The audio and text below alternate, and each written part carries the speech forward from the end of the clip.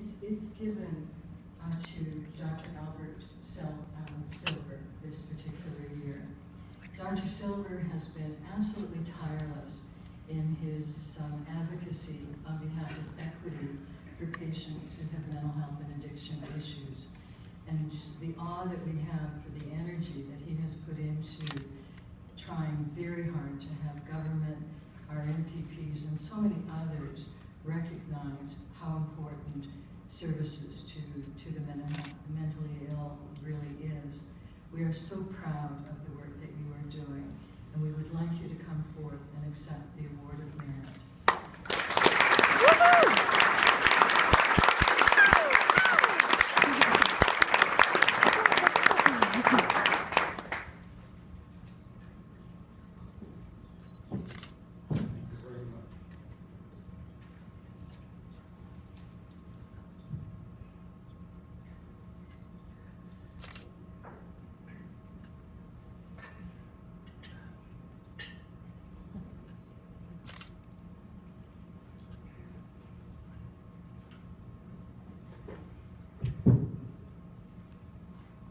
So you can't see me.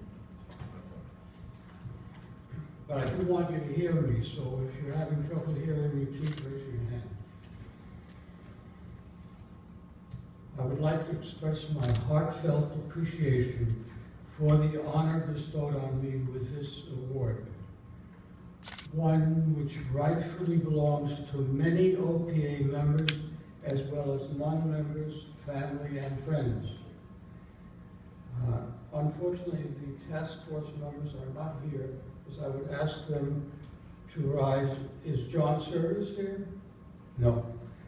And one of them, unfortunately, is ill, and another, the right-hand associate, without which this could not happen, chose to take a long-deserved vacation to Jackson Hole, Wyoming. Don't we all wish we could be there?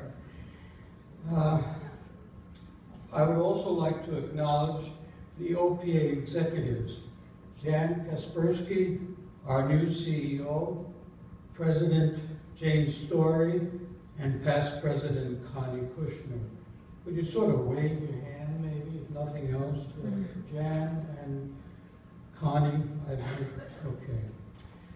Jane has attended and contributed to each and every task force meeting via teleconference since her election, while Jan has attended in person. Thank you. Together, we continue to make mental health accessibility a reality. One or two task force members deserve my heartfelt gratitude and recognition. Rafaela Davila in particular, co-chair and right-hand participant. Without her endless support, we would not have survived. John Service has chosen to work with us after retiring to provide us with the benefit of years of experience as OPA Executive Director. Instead, he might have chosen to devote himself exclusively to the pleasures of retirement and diaper changes.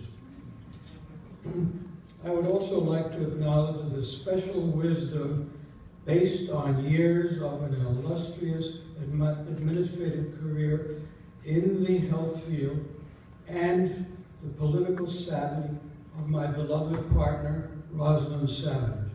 She's bashful, she's sitting right there.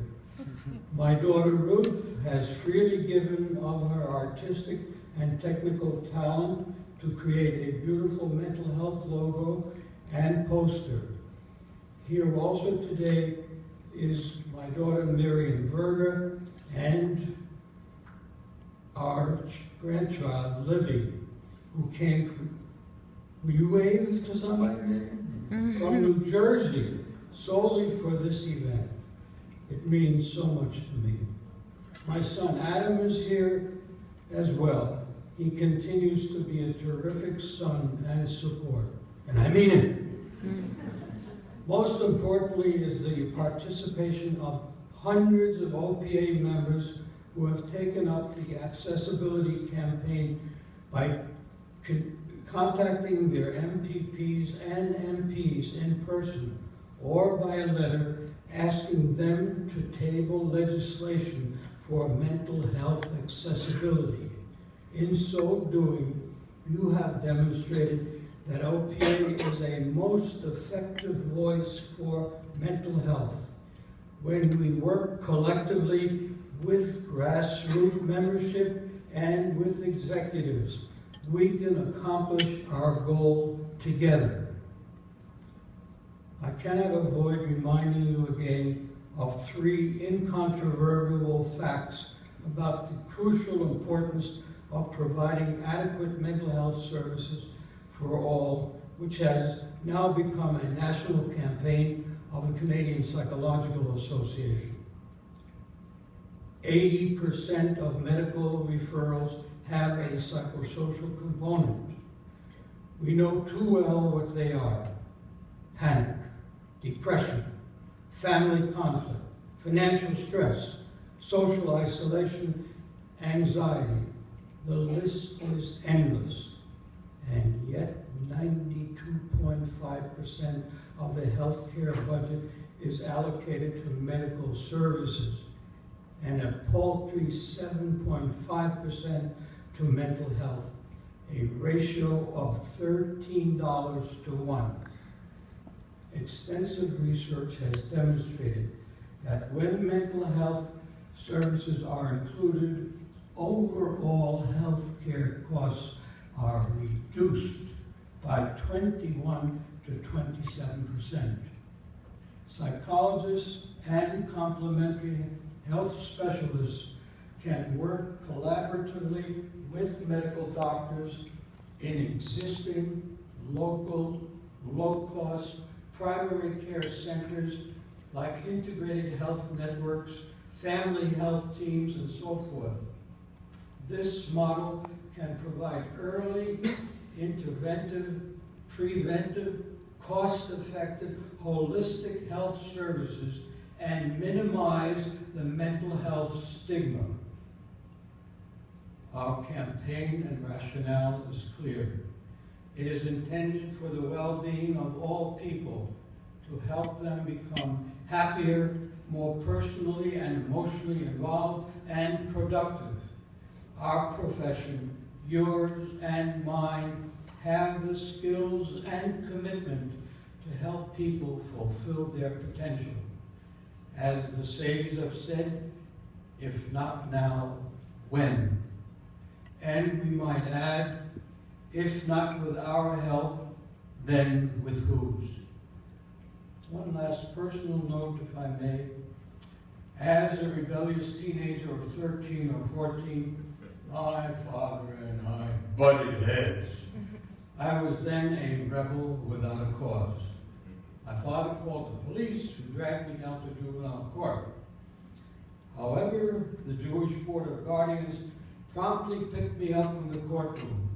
Instead of a detention center or juvenile jail, I was given counseling. And look what came of it.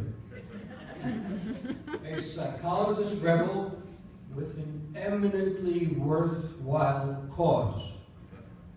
With your ongoing participation, the members of the task force, the OPA executive, and the entire OPA membership, we will make it happen. Full and competent mental health services for all. Thank you for your support and for this wonderful honor.